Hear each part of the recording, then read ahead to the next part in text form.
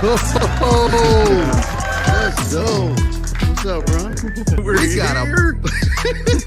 We got a podcast in the metaverse, bro. Yeah. Who knew that this is what it was all building up to through the entire first season? And now we are here kicking off season 2 with all of you guys, a live studio audience. Let's go. Every Tuesday. A podcast. We didn't even know what was happening. We're 15 episodes into this. It seems to be helping and impacting a lot of people. We'll see you every Tuesday on the MetaVersed podcast. Peace. Easy. I don't know why I chuck deuces. Like I don't chuck deuces. What was that? Haha, Jason Earls.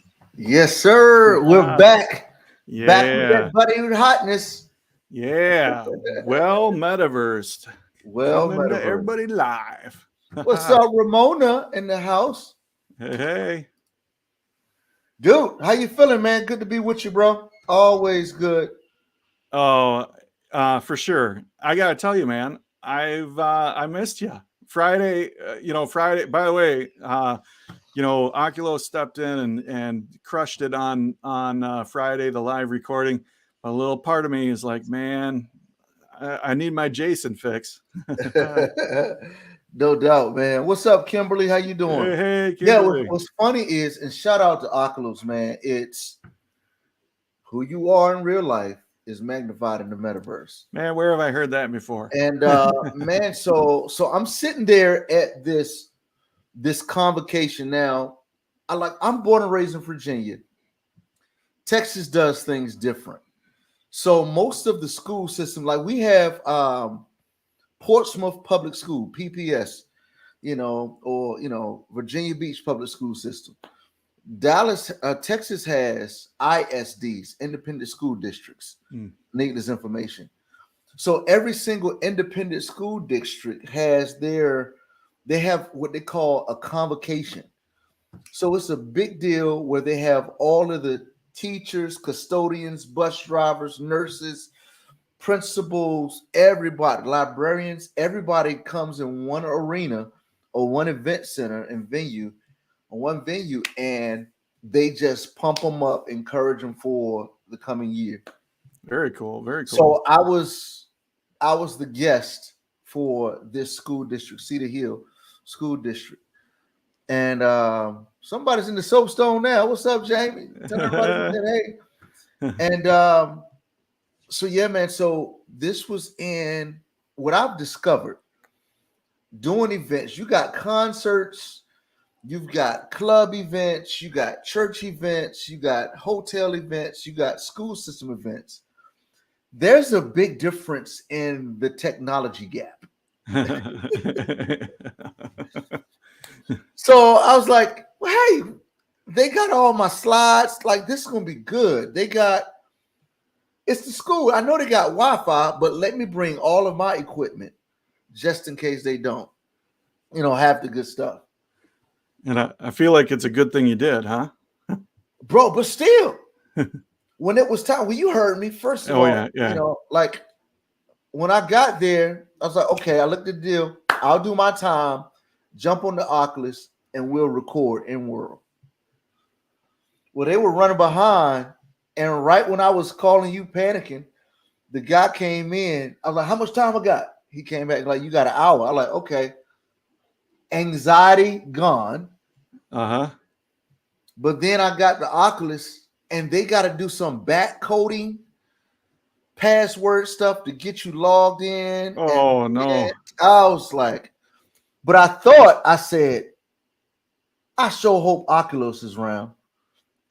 Without even talking to you, I'm like, if anybody could step in and pitch hit, it would be Oculus. And he did, and he crushed it. And I'll tell you, I talked to him earlier that day, and he's like, oh, I'm going to see if I can pop by. Is there anything you need me to do? And I'm like, I think we got everything covered. I just come and enjoy the show, and he's like, all right, I'll plan on doing that. And then boom, I'm like, actually, in 5 minutes, how about if you jump up as the co-host? Right. And he crushed it.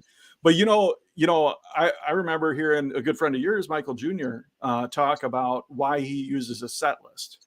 Yeah. And he was talking about, because in comedy, you know, some people use a set list, some people don't, and he was talking about like why he chooses to use a set list. Yeah. Because and he said he has that, so he has a plan. And when he has a plan, then he can do whatever he wants. Right. Like if you got the plan in place, then you can pivot and you can do whatever you want in the moment, because you know you could come back to the plan, and that's what that set list does for him. So I look at our events in that same light. You know, we got a plan, but it is perfectly okay to pivot and make adjustments on the fly, and all of our events we do that. So again, shout out for Michael Jr. and sharing some wisdom. While we're talking about him, man, I just on that set list, I've been, of course, when we did a lot of traveling together, I'll go to his hotel room just to like, all right, it's time to roll. Or we'll be eating beforehand, and this dude will go in, and the quiet time that he would spend just formulating, praying about, meditating on just what that set list should look like. That was pretty awesome to see. So again, shout out to him on that matter. For sure. Oh, we got a couple comments here. Ramona, who that's 6 Foot Diva, for those of you who know her. Miss you guys. Finished fighting COVID. Congratulations on your recovery. Absolutely. Look forward to seeing you soon, my friend. And we popped this one up here, but Paula Lewis says, "Hey guys." Oh, what's happening? Yeah. You might recognize that name from the title of this whole thing, because he's our in-world guest on this show. So, Paul, good to see you, my friend. That's a smooth-looking headshot too, my brother. That's straight. That's like, I know what I'm doing. That's right. That's right. In this entertainment industry. Very true. Very true. Well, man, again, it's hey, Kimberly says, welcome, Paul. Yeah, good stuff. Kimberly is awesome. Kimberly, we sure enough appreciate you, being consistent in your support to us and watching on YouTube and commenting. She is an all-star. Yep. Indeed. She's awesome. Oh, that's your model shot, Paulie. Nice. Strike a pose, baby. Strike a pose. Vogue. What is it? Is that something different? I don't know. That was decent. That was decent. That was all right. Yeah, that's even like looking in the reverse opposite from the camera. Oh, yeah, that's the meat of this podcast is, let's figure out if we can Strong J. Man, so this is a good show, and I'm glad like we're taking a little extra time up here in front just to connect, because I got to tell you, man, when I think back on that first season, the times where we would come to a complete stop, where one of us would say something and then it would just stop, and we'd have that moment. Like, I feel like we've kind of been missing out on that a little bit in this season too, because we're constantly transitioning to the next thing. What do you think about that? Right, man. I think this podcast, in a sense, has lost a little value, because to me, the most valuable thing was just that. Yeah, it was, hey man, we don't know where we're going. We're figuring this thing out, and there's this authentic walking together that was happening. And it's now it feels like if that was equated to a family journey, driving out of town and riding in the car, I think now we're looking more at the stops and the attractions as opposed to that car ride, that journey.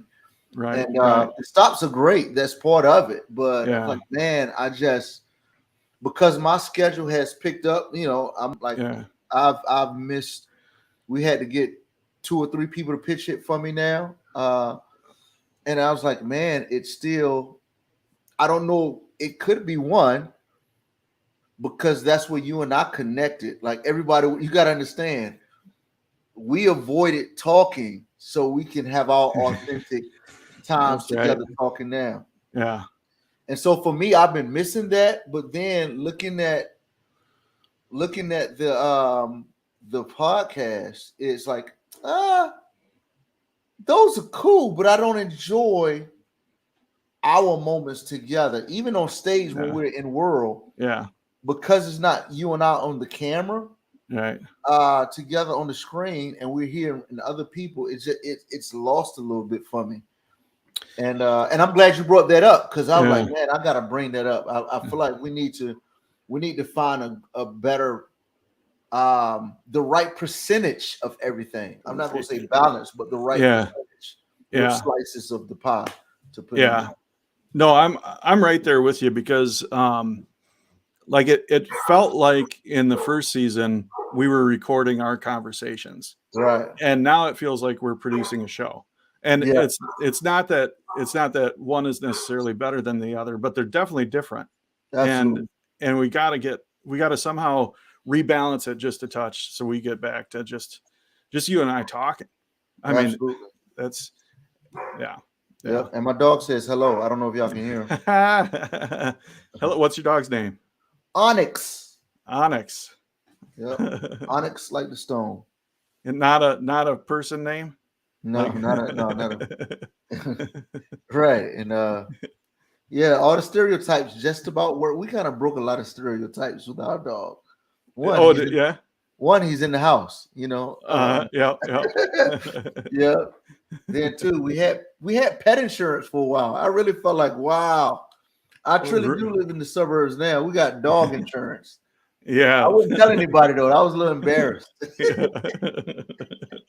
That's a new level. You have arrived, sir. No. I canceled it. COVID showed up. Oh, like, no, yes. Yeah, it was COVID. I was like, first thing to go was that dog insurance. That's a good reason to have dog insurance, just so you got that low-hanging fruit that if you have to get rid of it. Oh, thanks. Kimberly was in the show and I wasn't there. Yeah. Yeah, I'll be there this Friday, Kim. Yeah, dude. So let me talk about dog insurance for just a second. Okay, all right. The only reason why I got it was because I was about to get rid of the dog when we took him to the vet the first time. Mm-hmm. I was like, how much this cost? It's a dog. And I think most dudes have a cap of the lifetime amount of money they should spend, the amount of money they should spend in a dog's lifetime. Yeah. And so there's this unconscious cap that you have. And once you start getting close to that cap, you like, oh, well, this dog gonna go somewhere. So the pet insurance actually it was able to stay beneath the cap and get all the things done to have a healthy dog. All right. So it sounds like you're pro pet insurance then. I don't have it now. Now I'm also a little old school. Like, he'll be all right. Let him eat some grass. That sounds like an old man. Oh man, y'all don't have a dog, do y'all? No. We had a couple dogs, and about the same time the kids moved out, all the dogs died. So we were like, we're free, and we're not looking. Dogs are great, and we wouldn't have encouraged that process along, but we're not looking to replace them. I'll tell you that. Right. That's funny. Yeah, it's I tell you, God has blessed me with 6 kids who are very well mannered. A lot of fun, but just well mannered. The most rebellious person in my house is my dog. Dude, I've never gotten a phone call as of yet from the, like, when I'm out doing something, got a phone call like, this is the principal's office. Your kid's in here acting up. Now my parents got that call. Yeah. Dude, we took our dog to get groomed. That's another violation. But we took him to get groomed, and we're at the movies. My wife's phone is ringing. My phone is ringing. Dude, it's the groomer. My dog was in the principal's office, well, in the nurse's office. Oh man. Dude, something happened. He didn't want to get his hair cut. He got, hit his head. He's bleeding. They couldn't stop the bleeding. They had to get him some stitches. And I'm like, why is it that we never get these phone calls about our kids, but we get them from the dog? Yeah. You know what? I'd take it though. I mean, if you got to pick one to be the troublemaker, I'd pick the dog, I think. Yeah, absolutely. Yeah. Now, they do have similarities. It took all of them a while to learn how to use the bathroom appropriately. It was just sad when I had to hit my kids in the newspaper, put their nose in it. But so I've been watching this show, and this isn't an endorsement for the show, but it's pretty funny. It's called The League, and in there the wife was just potty training the dog and reading the book on it, and inadvertently she ended up using some of the techniques on her husband. Yeah. And it worked. That is true. Like a lot of dog psychology works with humans. That's right. Yeah. The change of tone of voice. And again, like a whack on the nose with a newspaper, that'll go a long way. Yeah. When you use the bathroom, you kick your back legs. Yeah. And if you see that dog or that person sliding across the rug, it's time to put them out. Right.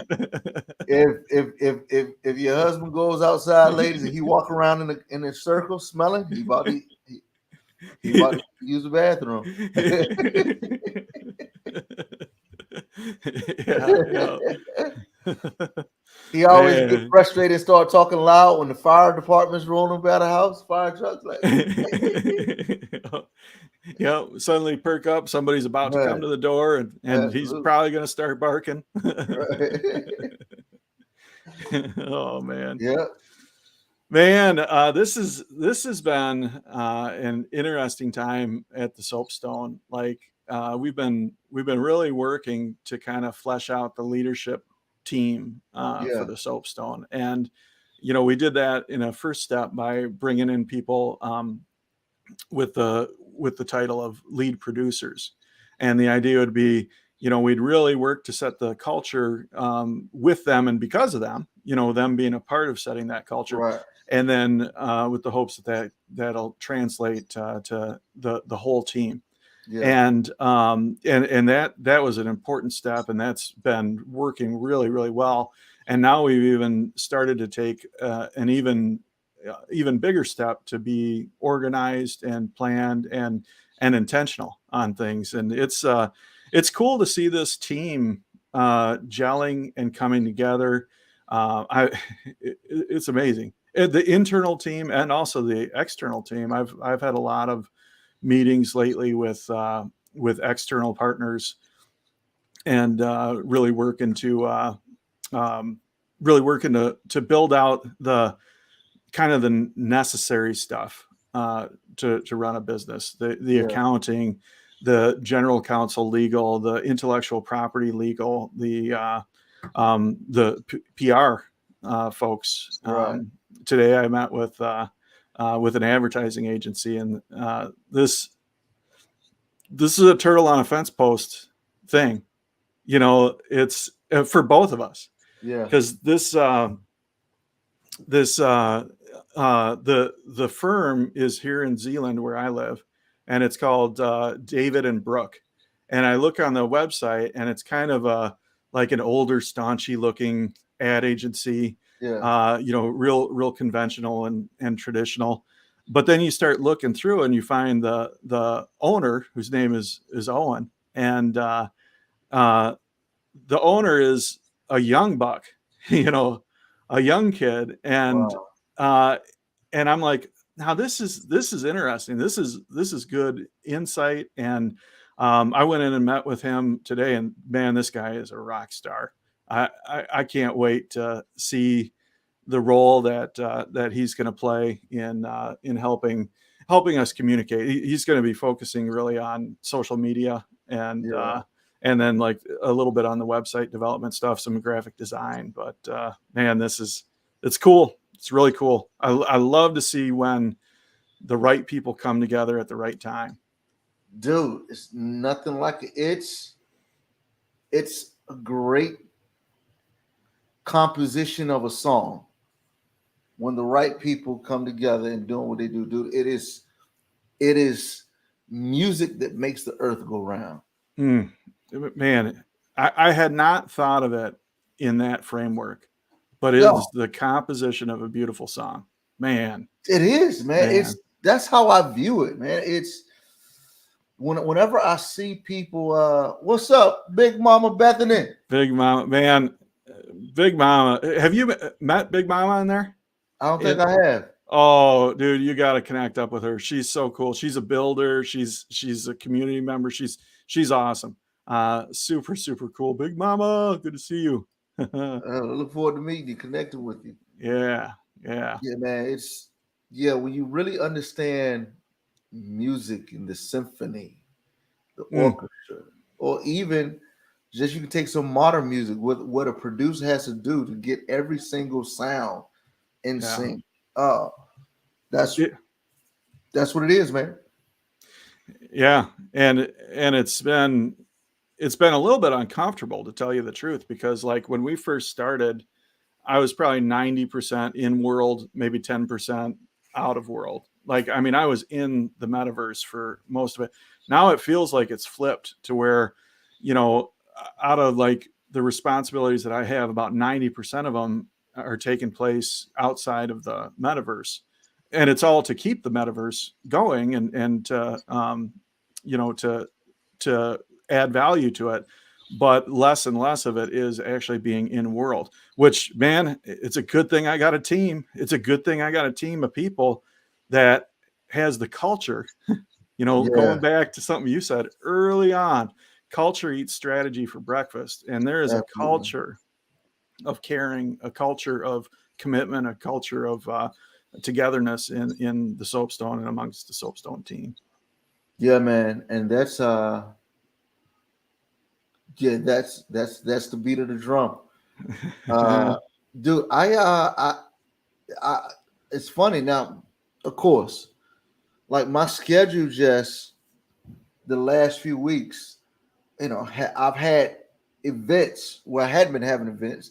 I've been having events during our normal times of recording. And that's the only reason why, everybody, that you haven't seen me. But I gotta tell you, dude, like now there's like some conversations getting really serious. Like I'm getting a little anxious, like, oh snap, I don't want to mess anything up. Like snap. You know, it's like almost the freeze, the running hot almost like. So no, I mean, there's two things there. One, I feel that same way, like especially when the potential energy gets higher and higher and things are going good. Like there's a way of like, man, I don't want to mess it up. Right. And so I get that. And at the same time, you know, when I hear you say something like that, it's like, what? Dude, you couldn't possibly mess it up. Like you're who you are and what you contribute to the community. Like it's like you couldn't mess it up if you wanted to. Yeah. But it's, you know, here's reality. Oftentimes I'm not going to say everybody. Sometimes I get in my own head, just like most of the other people, like, especially when you don't know something. And this is what I've been trying to teach my kids, especially one of my daughters in particular. It's like, man, what 3 of my kids experience this. Like they don't want to do something because they're so afraid, like riding a roller coaster. It's like, oh snap, this is not going to be good. And they get on it like, what was that? That was nothing. Yeah. My son started screaming one night at the top of the stairs and wouldn't come downstairs. And I was like, dude, what? He's like, get it. I was like, what is it? He said, it's a mouse. It's a mouse right there. And I'm like, dude, first of all, I doubt very seriously if we have mice. I know what a mouse house looks like. You know? I doubt very seriously. And its location. Like, is so I looked and I saw what it was. It wasn't a mouse. But he was so caught up with how he perceived what he saw, and he didn't see it as clearly. He was paralyzed. And I grabbed the broom. I said, well, here, go kill the mouse. And he was like, Dad, how just get it? Just got like, come down here right now and kill this mouse. And he saw that I was being stern. And he was crying, Aaron. And then when he got up close, he in a split second went to shaking in tears to dying laughing because he was afraid of a leaf.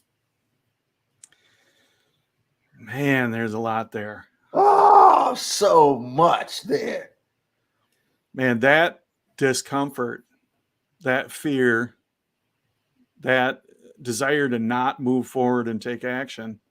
Mm-hmm. Man, that's something we all face. And how good is it to have a dad at your back saying, no, this is the path. Right. And then to have all that tension build and then the release of laughter, just like in a comedy show.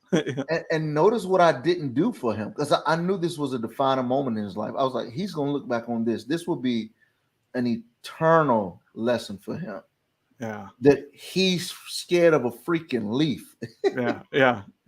And so I didn't comfort him. Yeah. I didn't say it's going to be all right. Yeah. I didn't. I was like, go do it. And that's how, sometimes when we're fearful, the comfort doesn't show up. Mm. Sometimes that tension is good, and maybe God is saying, like, dude, go press forward. Like, like, right. Just go, Right. So I had to let him get that lesson. But again, That's we good. get that. That's good. Zach the artist. Yeah, Zach says every mountain has a peak and should never be feared, being you can climb right back up again and might do it even faster than before. Yeah, good words there, Zach. Good stuff. Yeah, that's so important. Again, like where we grow, where we develop character, where we figure out who we are is it's when things are tough. Yeah. Oh, Solaris in the house. Hey, Solaris. Your brother needs to tell you, man, I miss you, man. I miss you, homie. I was like, man, I have not talked to Solaris in a minute. I need to pop in and connect with her. Well, you're gonna be jealous, but I get to have a phone call with her today at 4:00, and we're gonna be... Okay. I see. I mean, I'm not bragging, but I get to hang out with Solaris a little bit today. I see. Yeah. Shoot. He gets summoned to the Queen's courts. That's right. Yeah. And I'm still living amongst the peasants. She said you can join if you want. All right. Yeah, good stuff, man. This feels really good. Like to sit here and I mean, we blew past the schedule, but that's okay because we can pivot and make an adjustment. But you this right here, if you got a plan, you can pivot. That's right. But we do have a lot of good stuff to share. Paulie Lewis, man, he's got good stuff. Let's jump right to the interview with him. So here we go. Let's go. All right, here we go. I'm gonna make up a dance. I'm gonna make up a MetaVerse dance. Yeah, do the MetaVerse. That's Does the wave work in here? No, it does not. Now, do you think that's my fault or the MetaVerse fault? Dude, the look of amazement that you were doing it, dude, is hilarious. Like, oh, look at me. Look at me. Yeah. Look at me now, man. Let's Crumping get our in the guest metaverse. out here. This dude has done so much. I'm gonna actually not spoil it and let him come out and tell us some of the things that he can do, because he's played a big role in the soapstone. He's done some wonderful things in his own worlds. There's been several of his doors featured in the soapstone, and he's just a talented dude and a good friend. So please welcome to the stage, Paulie Lewis. Paulie, Let's Hey, go. all right. Let's go. Paulie. Paulie. Am I supposed to dance like on the Ellen Show? You're supposed to do Yeah, that. you're supposed to dance. Dude, Hit it, James. Give him some music. okay. Are you? There you Hey, that looks pretty. Oh, is this the robot? Okay. And moonwalk. I'm do the moonwalk. Okay. That is great. Boy, that's pretty smooth. Thank you. Hey, everybody. All right. That is too Look at this. funny. You have like a real audience in here. This is pretty cool, man. Yeah. Thanks, man. Paulie, how you doing, man? All three of them came out to see me today. You got to get better guests. You know that, right? Yeah, you're. Don't sell yourself short. You're pretty Hey, cool, Paulie. man. Typically we sell tickets. This time we had to pay for people to come. So, Yeah, I believe that. Trust me. They were like, we got Paulie Lewis on the show. They're like, what? Who's that clown? Man, so good to have you here, and the timing's kind of cool. Yeah, man. Thank you for just inviting saw me. this Appreciate morning you posted something. You got a new gig coming up. Oh, in the real world. Yes. In Yeah. the real world. So yeah, in the real world, I'm an actor and a writer and a puppeteer. Do a lot of fun things in theater and TV and film. But yeah, I just got another show that I'll be getting involved in the springtime of 2023. If you're all familiar with the musical Avenue Q, so I'll be the puppeteer coach for this production. So I'll be coaching the actors on how to properly manipulate the puppets in this show, which is really important. I'm like anal when it comes to good puppet manipulation. As you know, I've trained with Sesame Street, so I'm from that school of puppetry. You know, the Muppet style of puppetry. I don't know if it's just me, but the phrase anal about puppet manipulation seems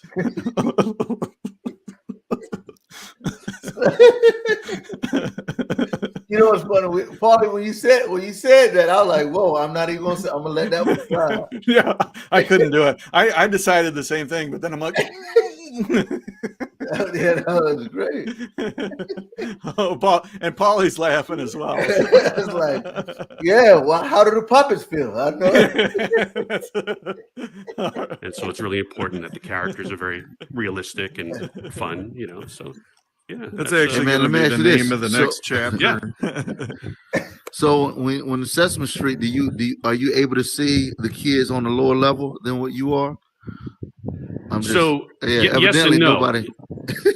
Yes and no. When Nobody you're on the fetches in the Sesame news. Street set, you work with I'm sorry. By the way, y'all, that was a brilliant joke that nobody got. Yeah, I don't get it. All right, so Sesame's Place, the amusement, the theme park, man, one of the Sesame Street characters was waving and high-fiving kids and looked at two African American kids and were like, no, and kept walking. It was in the new. Yeah. Oh, So, really? right. So just that happened. And then it was I guess in the black community, it was big. It was in the news because then Sesame Street came and Sesame's Place came and issued an apology. The excuse that they gave was sometimes the way that the character suits are made, you can't see on the lower levels. That excuse seems worse than the action. Absolutely. Oh man. So when he said Sesame Street, it had just happened. So okay, when I did that, I gave that reference in. It fell and flat. you just had a couple of white guys going, huh? But yeah, but if you know, you know. Yeah, all right, yeah, Yeah. yeah. That's yeah. Well, thanks for sharing that story, because I honestly didn't even know about that, and I knew that you made a joke, but I was like, well, I don't get every joke. Yeah, so that was it. But that also happened. That happened a few other times with some other characters. All Yeah. other Sesame Street. Yeah, all you got to do is it's in the news. I'm talking about all in the last month or two, man. It's pretty sad. And it's I didn't even know there was a Sesame Street theme park. Yeah, There is right this minute. There might not be for long, though. You're saying? No. Yeah, it's good. Oh, wait, were you going Elmo? You were going full Elmo. I was going Elmo. Remember when you stood up to Abby decided to discriminate. All right, back to the interview. You work with monitors, so they're like TV monitors right below you, where you're able to see what you're doing. You're holding up the puppet like this, and you're able to see your performance from the audience's perspective. So you get to see the child or the adult that you're performing with, or the other puppet that you're performing with. I have not worked for Sesame Street. I was trained with them. I was selected out of like literally thousands of worldwide applicants to come in and train with them for a week. So I got to train with them in 2018 based on a video that I sent them, which is great because it puts for a new character on Sesame Street. I didn't get it, unfortunately. Performer, but nonetheless, it's pretty nice to be on their radar. So, especially at my age, because I'm not a spring chicken, Aaron. No spring chicken. I may look like my avatar may look like it, but trust me, this is a cuter, younger version of me. As you know, I think we all are guilty of that, right? We can all represent ourselves as we want in That's right. the metaverse. That's right. Young and fit and cute, right? All of us. Yeah. And me, I just like myself from the waist up. So yeah. Well, you're a pretty hot stud muffin there, unemployed alcohol. These dudes. It's been weeks since anybody's called me a hot stud muffin. So yeah. Hey, how did you guys meet? So y'all, I know y'all have been connected for a while. How did the two of y'all connect in the metaverse? Yeah, I was actually introduced.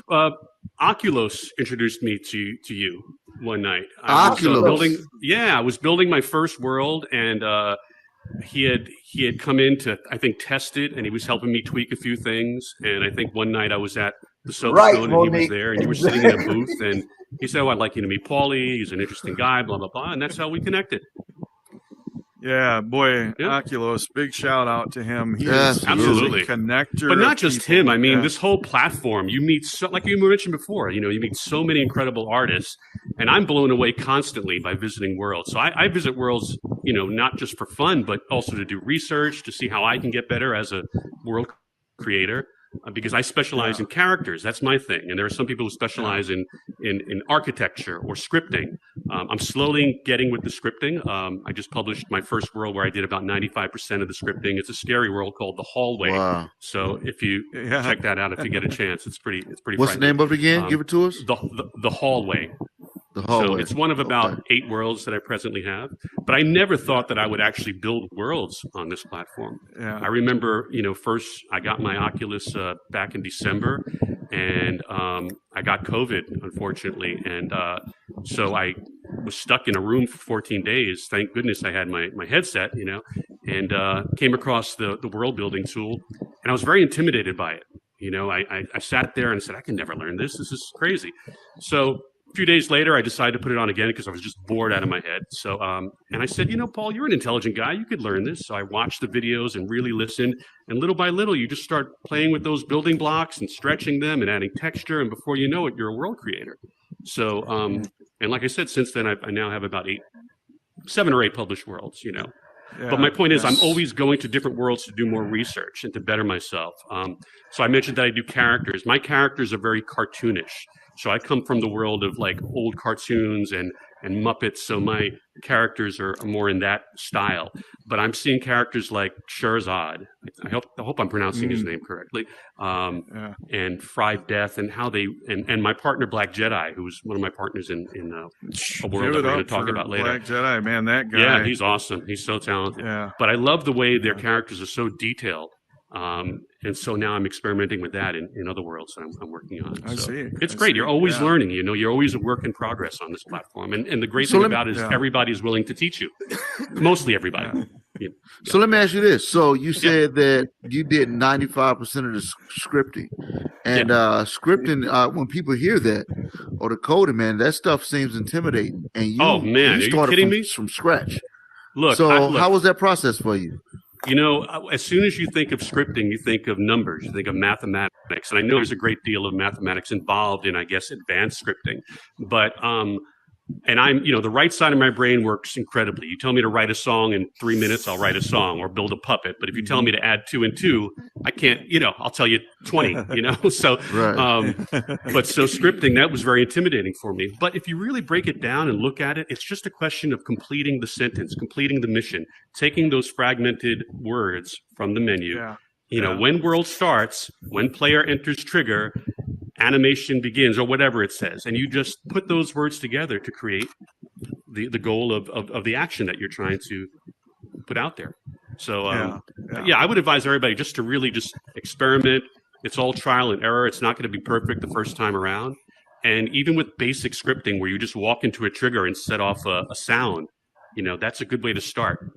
So, I was just talking with Oculus earlier this morning, actually, and Video now has a certification program where people can go through and take a test on their building skills and their scripting skills, and then it will give you a score, and if you pass, you can become Video certified as a builder or a scripter. And and here's the important part. And if you don't pass, it shows you exactly what you got wrong. And then they provide links to train you up on those specific skill sets.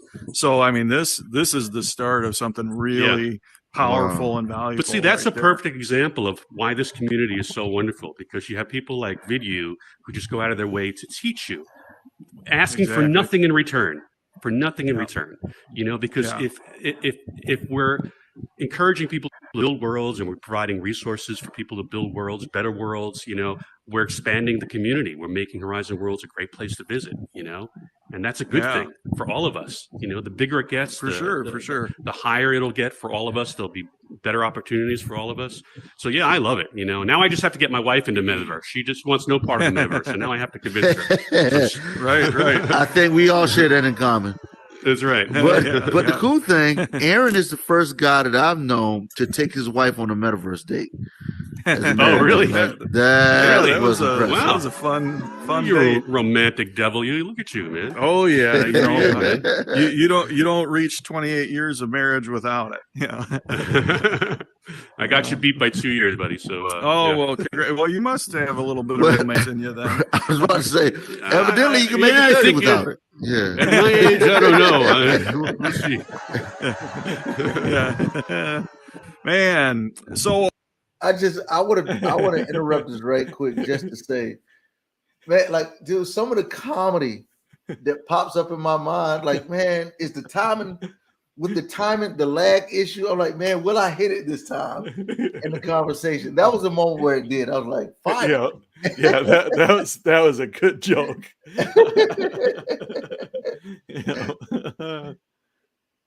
Now, speaking of worlds and things, one of your most unique worlds that I've seen is your puppet shop. Can you tell us a little bit about that? Yeah, so like I said, I have a background in puppetry. The first world I ever created was based on a television series that I created back in the 90s called Jelly Bean Jungle. It was a show that was on in every household in America. I was young, I was in my late 20s, and I sold my rights to the producers. I didn't realize this, so I lost my rights. And the show wound up on television with toy licensing deals. There were characters that I created on the shelves in stores. And it made millions of dollars for these producers, but not for me. So fast forward about 6 years ago, I reacquired the rights. So I now own the rights to all the shows again. And they're being streamed now on an app called Amoeba TV, which is found on Amazon Prime and Roku and Apple TV. So that's pretty neat. So what I did was when I entered Horizon Worlds, I built a world dedicated to the show. So if you go to Jelly Bean Jungle, you'll see all the characters from the show. There's even a link, not a link, but a description on where you could actually watch the real episodes from the 90s. So that was a puppet show. It was like a Sesame Street in a Candyland jungle. So obviously I'm obsessed with puppets. I decided, let me build a puppet show world.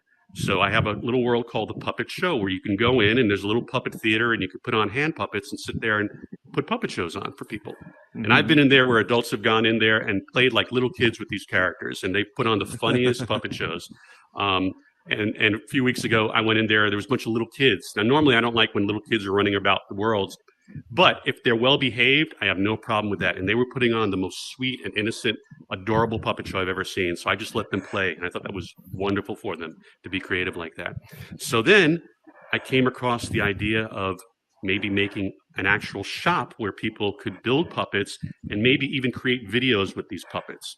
But these puppets would be a little bit different from the hand puppets that I have in the puppet show world. They would be more Muppet style, where the mouths would open and close. And in some cases, the eyes blink and the arms move. So I got together with Black Jedi, my partner, and he developed a script for these puppets' mouths to open and close. And I created all these puppets, and together we created the store. And now we've got a world called the Puppet Shop, where you can actually go in and you can sample a few of the characters for free. But if you like what you see, you can purchase a puppet for only $19. And what that does is it gives you access, lifetime access to a studio that we have on the premises with green screen, blue screen, black screen, and white screen. And in fact, I put a couple of promos out on some of the Horizon World pages where it shows the types of videos you can create with these characters. So you can make videos for your brand, you could promote your event, you can make children's videos, you can, make music videos, web series, comedy, whatever you want.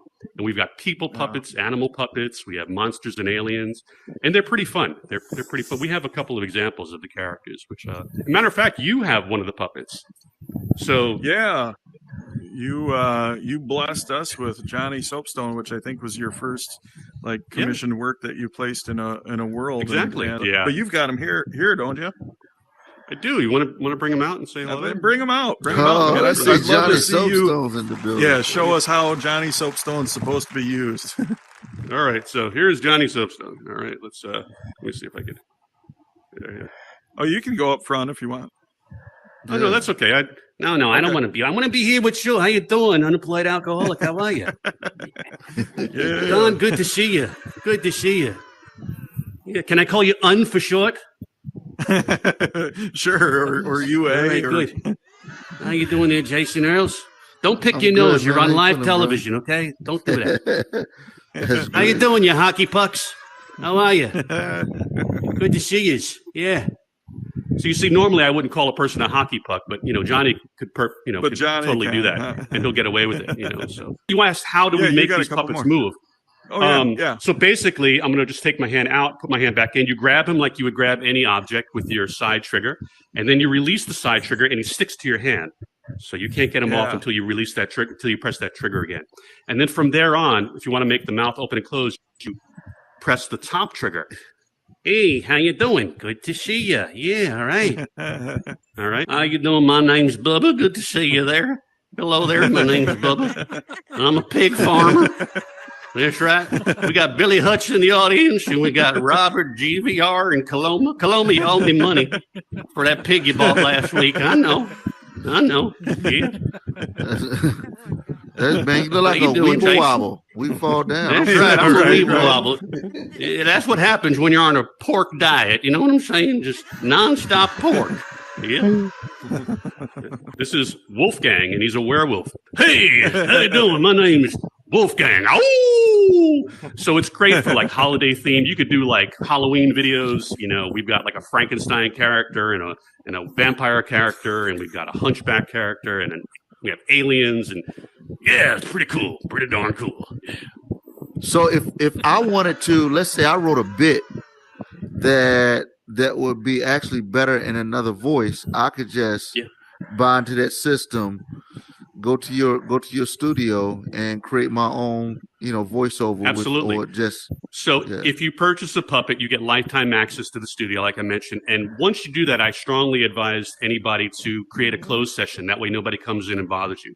And the studio is yours for 3 hours. After 3 hours, the puppets will spawn back to their stand, but that's okay. All you do is go back and grab them again and just bring them back. And it's on the same in the same world. So it's just a question of going from there to there. And yeah, so you can create sketches. You can create, in fact, HCTV just recently purchased every puppet in our store, in our inventory. Really? So Wow. these puppets will be appearing in the HCTV studios as characters. So Very cool. Very cool. yeah, I don't know what they're going to call them. I think, well, there's the Muppets and then maybe the Buffets because of Buffy. The Buffets. You know, I don't know. Yeah. We'll see. By the way, quick shout out to HZTV. They are they do they're awesome. just some cool things. The Yeah. level of production that they pour into what they do is phenomenal. And they're real great nice folks, people so. too. Yeah. Yeah. Man, that was so good to have him on there. And Monique asked, Puppet, who is the engineer that worked on that project? And and really there were 2 people that worked on it together. Paulie, who was the guest, and then a guy with the screen name Black Jedi, and they both worked together on that. And Black Jedi is an African American name, so that's or he's an African American person. So I feel like that would probably not be an appropriate name if that weren't the case, or would it? I don't know. Jason, what do you think about that? Why are you asking me, brother? I'm sorry. I was just about to say, man, you being a little sensitive on the race thing right now. And just as I'm about to say that, you asked me a question. So I'm like, yeah, let me mess with him.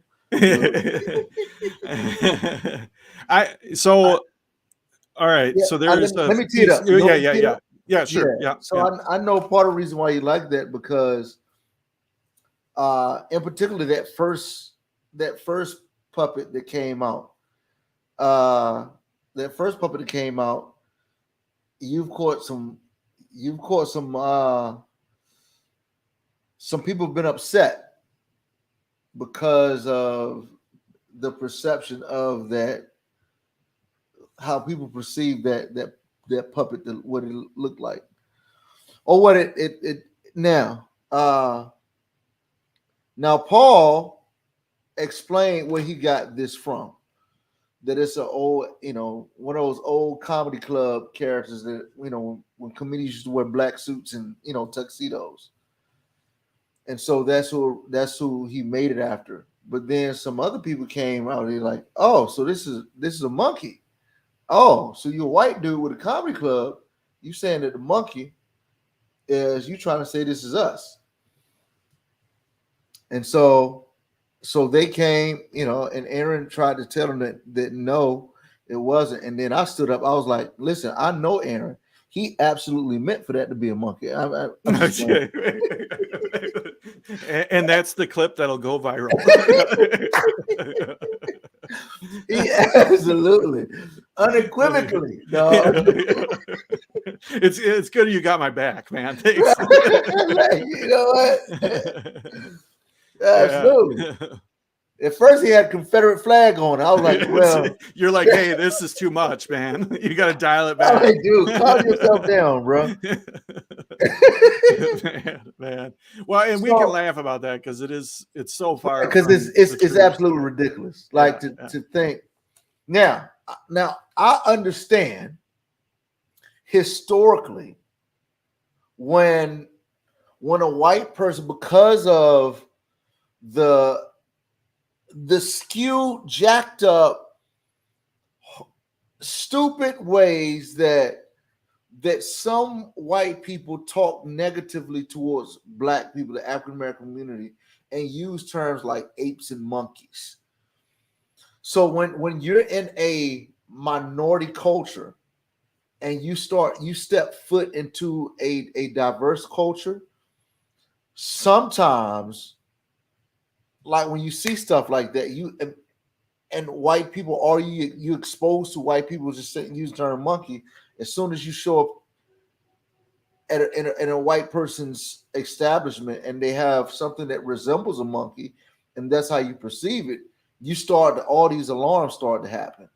Yeah. And if you don't have history with that person and understand, like, that's the furthest thing, that's not even what they were thinking. Now I say that I'm not making an excuse for other people who do this stuff. I'm not saying in no way did you mean that. Yeah. But I'm just kind of explaining, because I see somebody made a like what in the world face. Because some people, that's way out of left field. That's absolutely ridiculous. But then for some, we're like, man, we got some PTSD from stuff like that. Yeah. Well, and I'll tell you, I learned something about myself through that process. I learned that I do not respond very well to people calling me a racist, and because that's the first that I heard of it. And again, It never even crossed my mind that this puppet could possibly be interpreted as racist. And the first time that I heard about it was, somebody was saying, hey, just so you know, there's people that are saying you're racist because you got this puppet. The phrase was, you've got this monkey puppet. And I'm like, that's not even what it is. And like, I didn't respond well to that at all. I'm like, but racism is one of those things that the louder you scream you're not a racist, the worse it sounds. Like, listen, I do like colors. Like, wait. Right. Like, no, I've got a black friend. It's like you can't, like, it's just terrible. Like, so let me take this funny story. So when I was in high school, like, I grew up in Virginia, the South. And so our town was black and white. And there has always been some racial tension. So the high school that I went to, majority black, IC Norcom High School, by the way. And we had probably like a 2% white students in the body, a student body. One guy's name was Larry. Larry was such a good dude. And we went to a school board meeting because there was some issues going on in our school. So we were all going down there to speak. Well, part of the other agenda, since it was a little heated, man, one old lady got up and she started ranting about, y'all keep calling me black. Y'all keep calling me African American. Y'all don't stop calling me. She just, her point wasn't clear. And Larry got up to speak after her. So he didn't know whether to say black or African American. And he said, he had a little draw. He said, listen, I go to Norcom. I go to school with the colors. We love the colors. And everybody like, no, he gonna die. Larry's gonna die tonight in the school board meeting. We about to see him. That's just poor Larry. Yeah. Oh, that thing was so funny, man. Yeah. That's probably too much for some people. Some people watching right now and are so nervous. Oh, yeah. We talked about monkeys. I'm laughing, saying colors. Y'all don't know what to call me now. It's just listen to the conversation amongst two friends. Calm down. Relax, and listen to the conversation. So that's a neat point, because in our relationship, obviously I'm a white man, you're a black man, and like we had to get to the point where we had enough conversations about race that we could then laugh together. Yeah. And that was a neat moment. I remember that was in a really tough podcast episode we did in the season 1, where we covered race, I'm just reading some of the comments here too, but comments, but for us to get to that point where we can laugh together and not have so much tension around it, like am I gonna step on somebody's toes? You know what I mean? Like, still not being insensitive, not joking in an insensitive way, but just being two friends. You know, that's awesome. Here, every race conversation or workshop or opportunity I have, whenever I'm speaking in public or addressing this race issue publicly, what I say oftentimes is the reason why it's so awkward. It's probably because you don't have anyone who does not look like you to talk race about. So if I don't have any white friends and I all of a sudden get in front of white people and start talking about race, it would be very uncomfortable. Or if you're white and you don't have any black friends and you're amongst a black person or black people and talking about race, it can be very uncomfortable. Yeah. But again, just like my son thought that Leaf was a mouse. Oh, come on, callback. Yeah. Some of us think that race and having conversation about race is such this thing to be feared and to be afraid of, when it's actually that big of a monster. That's so good. That's so good. Yeah. Yeah. We got a couple comments in here. Yeah, these comments are great. Yeah. Getting things done says that's true. Even though that may not be the intent, PTSD is so real for people of color like myself. Me and my wife really enjoyed hearing your story at the Ask Your Q Speak the Truth. That was a opportunity where I was able to go in and talk to a group of people, and several people in there were under this perception of that I could potentially be racist. And so what do you mean by people? What you just can't let me, like, I get comfortable a little bit and then you come right back at me. Yeah, go ahead. I'm sorry. Yeah. I couldn't pass that opportunity. I saw it. No, I hear you. You know, but yeah, and that was a good opportunity. Actually, that was a good opportunity for me to step into an environment where I was the minority. You know, because if I'm living my life and I'm inviting people that are not the same skin color as me into my world, then they're coming in to experience my world. But in order for me to genuinely build relationships, to genuinely understand people, I have to step into their world. You know, I have to take opportunities to become the minority and go into the uncomfortable situation. And that was a little uncomfortable at times, you know, but it was so good. And such great conversation came out of it. So what I love when you told me about it, I loved how you embraced the opportunity. And even like you took, let's just say, like you had to take some bullets that didn't necessarily, and I don't know everything that was said there, but I know you took some shots. And what's cool about that, and what makes me respect you even more, when it comes to race, oftentimes, here's what we see, and this might be an overgeneralization, so please forgive me for saying that to everyone who's watching. A lot of times when we talk about race, in particular black and white in America, and there are a lot of white people involved in the conversation, typically what my white brothers and sisters do is racism is always dealt with from their vantage point by allowing a black person to come into their world, and in a sense controlling the narrative of how race is talked about or dealt with. Yeah. But for a white person to step into a black space to say, "Hey, let's talk about it on your terms," that for me, I'm saying that's what needs to happen. Like I tell my some white friends all the time, why you always want me to come to your church, but you don't want me to come to your church. You don't want to come to my church. Yeah. It's like you want unity as long as you can stay the majority.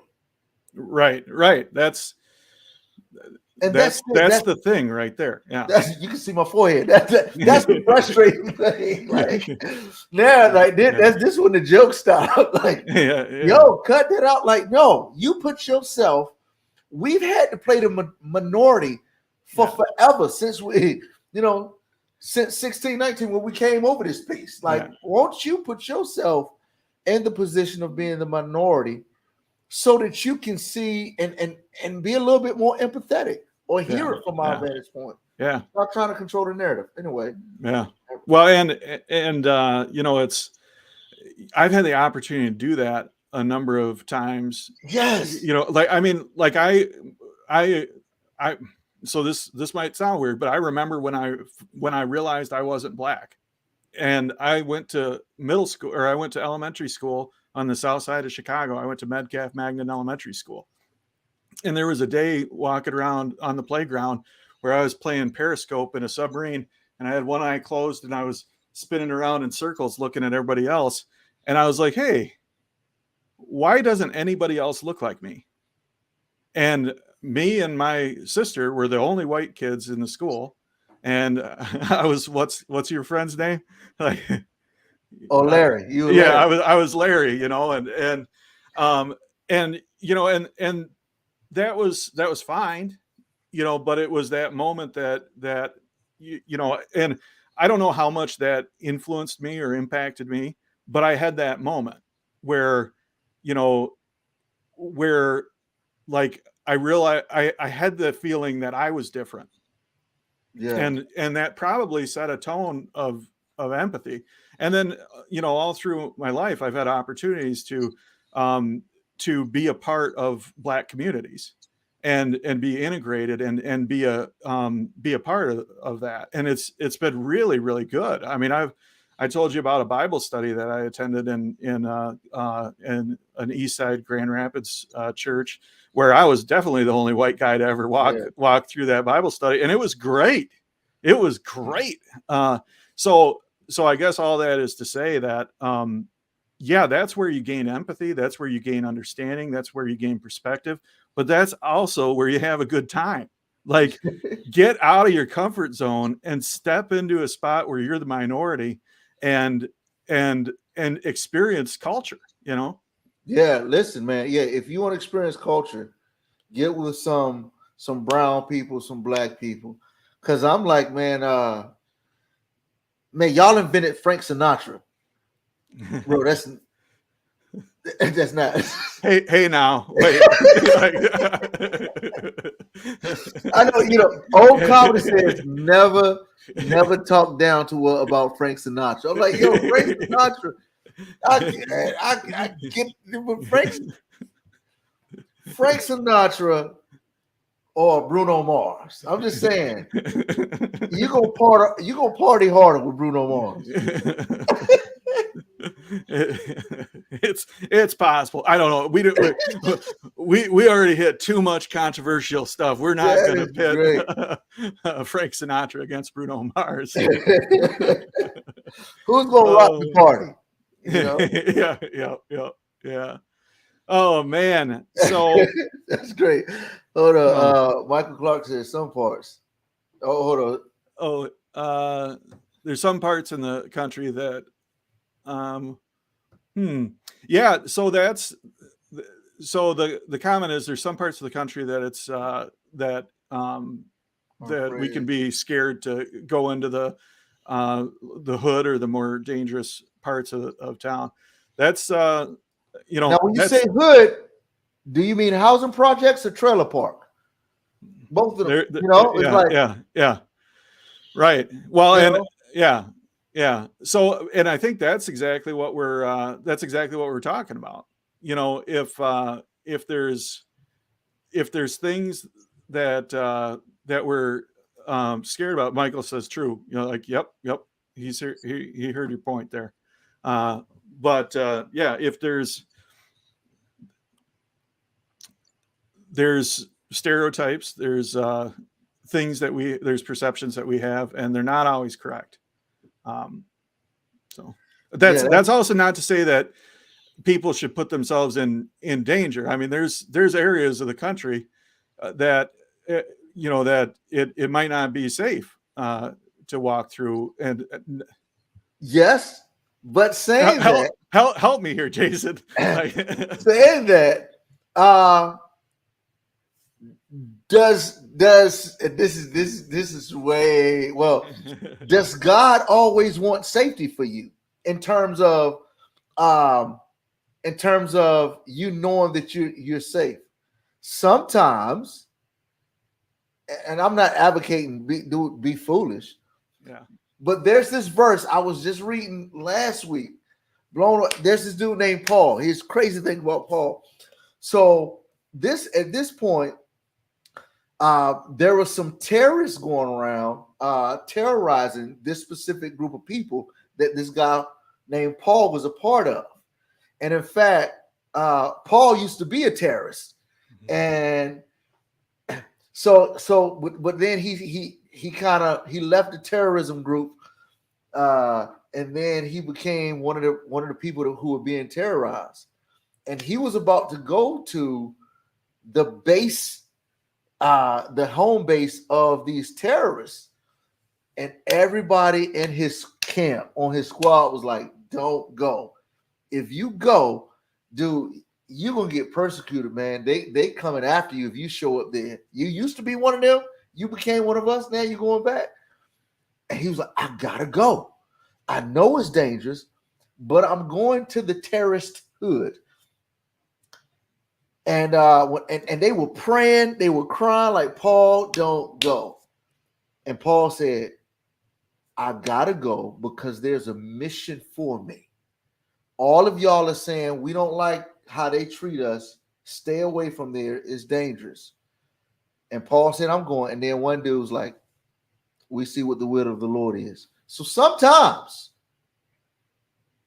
the will of God might be for you to go into some of these dangerous areas. The danger in us consistently pushing social, economic, race stuff is that it can build a wedge between you and that particular group, or you and that particular neighborhood, that particular group of people, that it prevents you from connecting, which is what the metaverse does, connecting with people. Yeah. And so I just like, man, we just always got to be careful of that stuff. Yeah. We're supposed to be talking about puppets. Well, by the way, big shout out to Paulie Lewis. Man, your talent is exceptional, and I know this took an interesting turn, a valuable turn in the conversation. But I know your heart, and I know there was no intent anywhere for that to be. Actually, there's a comment here from Paul. I was going to let sleeping dogs lie, but I must say it hurts that one of my creations was perceived as something negative, as I would never, ever do that. Thank you for defending me and my work, gentlemen. Yeah, Paulie, dude, I know you. I know your heart. And that's not what your intent was. There's no doubt in my mind about that. Absolutely. You don't even get like, sometimes, we can smell it oftentimes. Yeah, you can sense that. And but I know exactly how you feel. I don't know if you've ever told a joke that people caught offense to. Yes. Man, I'm gonna tell you, dude, that is I can't explain the hurt when somebody's vehemently offended by a joke that I tell, because I really don't tell jokes to offend people most of the time. There are times like, you need a jab, I'm gonna jab you. Most of the time, I got a purpose behind my jokes, and to know that some cause some great offense to someone. Yeah, I remember I told that I was doing a family reunion back in my family reunion comedy days. And man, I said something to this girl, and dude, it tapped into her mental health issue. Mm. And she went like what a bipolar stuff, like kept her here. Something I said, and when she showed a little offense, I said something else, just trying to keep unity, and it set her off, man. And I to this day, that was probably 7 years ago. To this day, I feel bad. I apologize to the family. I tried to apologize to her. The family was like, "Oh, you good? It's just when you take medicine, you shouldn't mix that with alcohol." But then when I went with her, right? But when I went to her with my wife and tried to apologize, it made it even worse. Yeah. And I was like, "Oh, dude, I had a hard time sleeping that night." Yeah. That's rough stuff, man. You know what time it is? It's 2:15. Like, oh, snap. So yeah. Sorry. Man. This was such a good conversation, and man, it's so good to connect with you.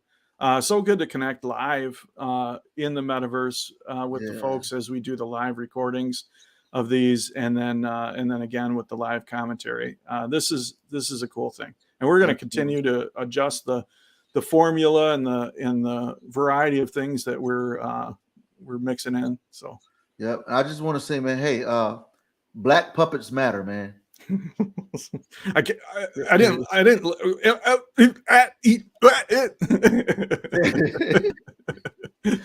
Yeah. Oh, and on that note, man, this has been the Well Metaverse podcast. You all are so great. Appreciate you. We'll be back here live streaming again next Tuesday, and of course in Jason Earls Productions in the Metaverse every Friday at 11 a.m. Eastern. See you soon. Yeah.